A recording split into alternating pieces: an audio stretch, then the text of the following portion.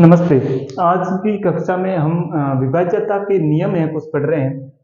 जैसे कि देखें तो संख्या एक है, तो एक संख्या का भाग मतलब कितनी भी बड़ी संख्या हो या छोटी हो, एक का भाग तो सभी संख्या में जाता है। लेकिन हम कुछ संख्या 2 से लेकर 11 तक की संख्या है, जिसकी किस विभाज्यता के नियम होते हैं, तो उस नियम के माध्यम से इन संख्याओं की भाजकता पढ़ेंगे कि उन संख्या में भाग जाता है या नहीं जाता है। तो हम सबसे पहले देख रहे हैं 2 की भाजकता। तो ध्यान रखना है, यहाँ पर मैं कुछ संख्या लिख रहा हूँ। जैसे ये इतनी बड़ी संख्या लिखी है, इसमें 2 का भाग जाएगा या नहीं जाएगा, इसका हमें पता करना है। हम पहले देखेंगे एक, तो एक का भाग तो हमेशा ध्यान रखना, कैसी भी संख्या हो, चाहे कितनी भी बड़ी हो छोटी हो, एक का भाग तो सभी संख्या पे जाता है। अब देखेंगे 2 की भाजकता। 2 की भाजकता में क्या होता है, आपको सबसे अंतिम अक्षर देखना है।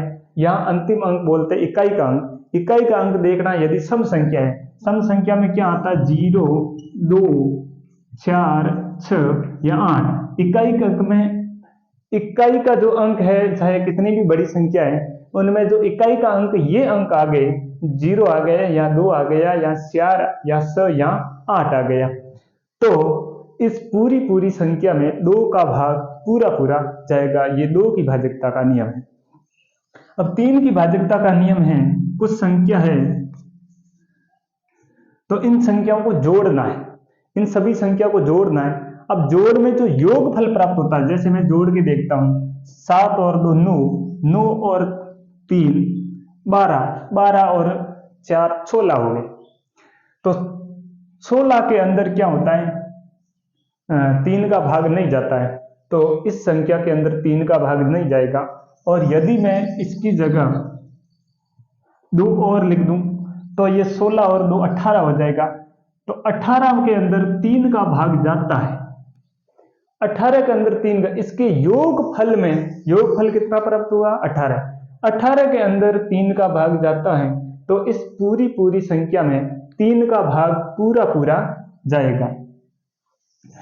तो अब पढ़ना है स्यार की भाजकता। स्यार की भाजकता में यह ध्यान रखना है, किसी संख्या के अंतिम 2 जीरो आ जाए और यहाँ अंतिम 2 अक्षरों के अंदर इकाई और अदाई के 2 अक्षर होते हैं, उनमें 4 का भाग जाता है, तो पूरी संख्या में 4 का भाग जाएगा। जैसे मैं संख्या लिख रहा हूं, ये संख्या है, इतनी बड़ी संख्या है, इसमें 4 का भाग जाएगा या नहीं जाएगा। तो अपन को 2 अंतिम अक्षर देखने, 2 अंतिम अक्षर क्या है, 12। 12 के अंदर 4 का भाग जाता है, इसलिए इस पूरी संख्या के अंदर 4 का भाग जाएगा। सिर्फ कितनी भी बड़ी संख्या हो, 4 की भाजकता देखनी है तो सिर्फ अंतिम अक्षर देख लो कि अंतिम अक्षर दोनों में 4 का भाग जा रहा है, तो पूरी संख्या में 4 का भाग जाएगा। या कोई ऐसी संख्या आ जाए जिसमें अंतिम 2 जीरो, इसमें अंतिम 2 जीरो है, इसलिए 4 का भाग पूरा जाएगा। अब 5 की भाजकता। 5 की भाजकता में या तो अंतिम अक्षर 0 हो या अंतिम अक्षर 5 हो, सिर्फ यही ध्यान रखना, या अंतिम 0 हो या अंतिम 5 हो, तो 5 का भाग पूरा जाएगा। जैसे एक संख्या लिख रहा हूं, इसमें 5 का भाग पूरा जाएगा, इसमें 5 का भाग पूरा जाएगा, इसमें 5 का भाग पूरा जाएगा, क्योंकि अंतिम अंक 5 है, अंतिम अंक 5 है, अंतिम अंक 0 है, इसलिए इस संख्या में 5 का भाग पूरा जाएगा। अंतिम 5 या 0 के अलावा कोई अंतिम अंक है तो उसमें 5 का भाग नहीं जाएगा। अब है स की भाजकता। स की भाजकता के अंदर ध्यान रखना है, स की भाजकता का नियम है, जिसमें 2 का ही भाग जाए, 3 का भी भाग जाए, दोनों का यदि भाग जा रहा है तो स का भी भाग चला जाएगा। दोनों में से एक का जा रहा है तो स का भाग नहीं जाएगा, दोनों का जाना चाहिए। जैसे एक संख्या है 18, 18 में देखो 2 का भी भाग जा रहा है, 8 और 1 और 9, 9 में 3 का भाग जाता है, इसलिए 18 में भी 3 का भाग जाएगा। तो इसमें 2 का भाग जाता है क्योंकि इसके अंतिम अंक सम संख्या है, 2 का भी भाग जा रहा है, 3 का भी जा रहा है, इसलिए स का भी चला जाएगा। या ऐसी कोई बड़ी संख्या हो, 2 4 6 2, इसमें देखो 2 और 3 दोनों का भाग जाता नहीं जाता, 4 और 2 स और स 12, 12 और 2 14 हो गया। इसमें देखो अंतिम सम संख्या है, 2 का तो भाग जा रहा है लेकिन 3 का नहीं जा रहा, इसलिए इसमें स का भी नहीं जाएगा। यदि 2 का जा रहा 3 का भी जाता होता तो इसमें स का भी भाग चला जाता। ये शब्द हुआ और इसमें 4 और जोड़ दूं तो 18 हो जाएगा। तो 18 के अंदर क्या होता है, 4 और 2 स और स 12, 12 और 18 हो गए। 18 के अंदर 3 का भाग जाता है, इसलिए इस पूरी संख्या में 3 का भी भाग जाएगा और अंतिम अंक सम संख्या इसलिए इसमें 2 का भी भाग जाएगा। तो इसमें 3 और 2 दोनों का भाग जा रहा है तो इस पूरी संख्या के अंदर स का भाग जाएगा। अब 7 की भाजकता, अब 7 की भाजकता में ये ध्यान रखना है, कोई संख्या जैसे मैं ये संख्या लिखी है 343, 7 की भाजकता में क्या करना है, मतलब आपको बता दें कि 7 यहाँ पर एक संख्या आ गई है कि 343 में 7 का भाग जाएगा कि नहीं जाएगा, या इससे भी बड़ी भी संख्या आ जाए तो आपको कैसे ज्ञात करना है। तो इसमें क्या करना, इकाई का अंक हटा देना है।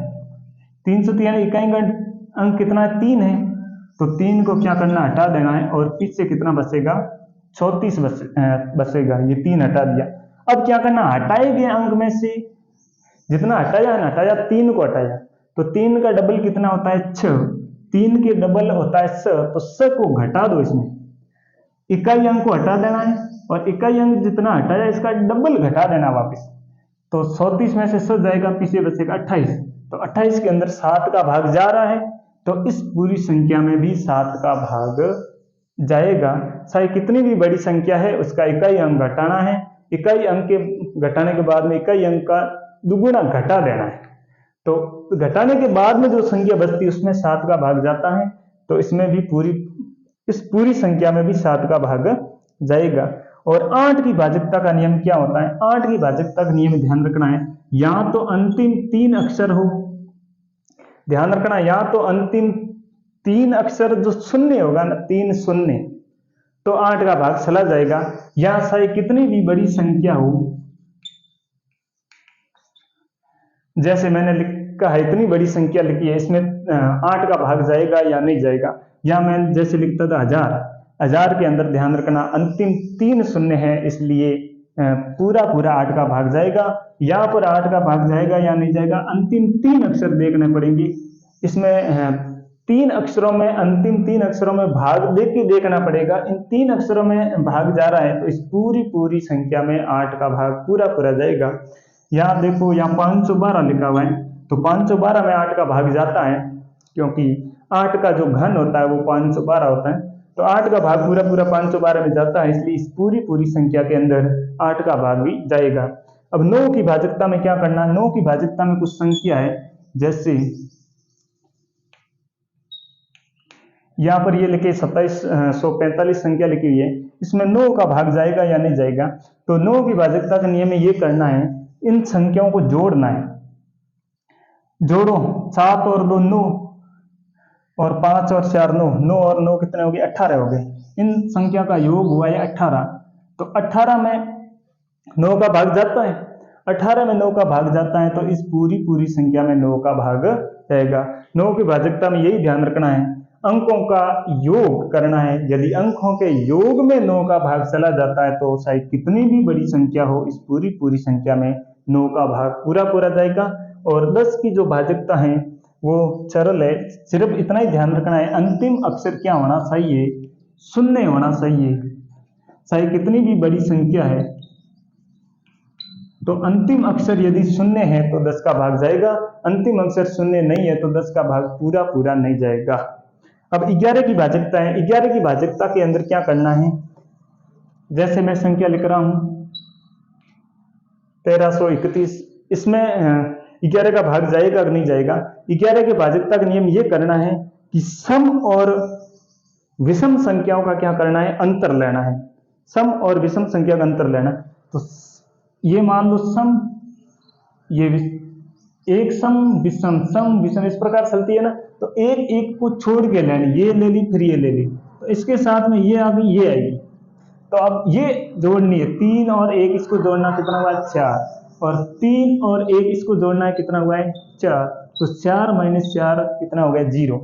इसमें क्या करना है, 11 की भाजकता में ये ध्यान रखना है सम और विषम संख्या का अंतर ले लें।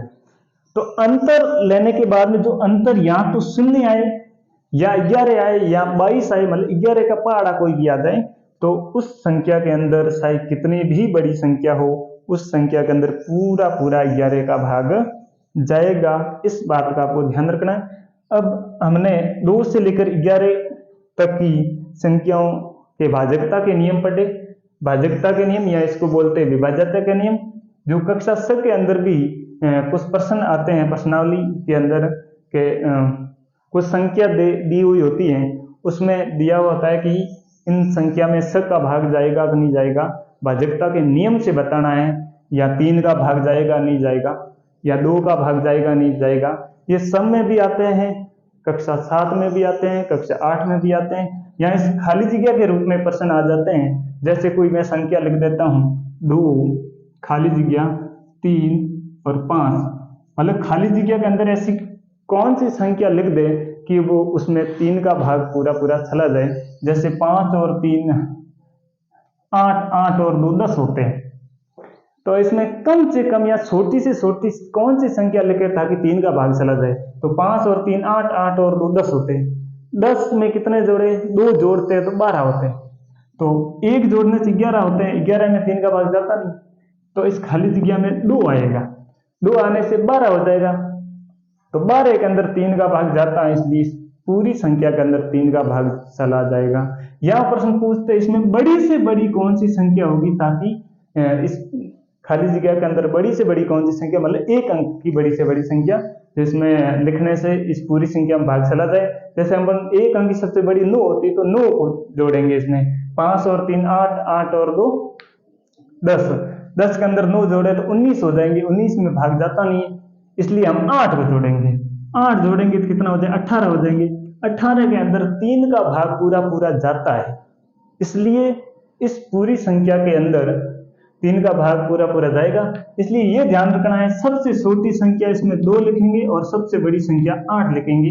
2 लिखोगे तो भी 3 का भाग चला जाएगा इस पूरी संख्या में, और 8 लिखोगे तो भी इस संख्या में भाग पूरा पूरा चला जाएगा। तो मैं उम्मीद करता हूँ आपको ये सभी विभाज्यता के नियम समझ में आए होंगे। Thank you.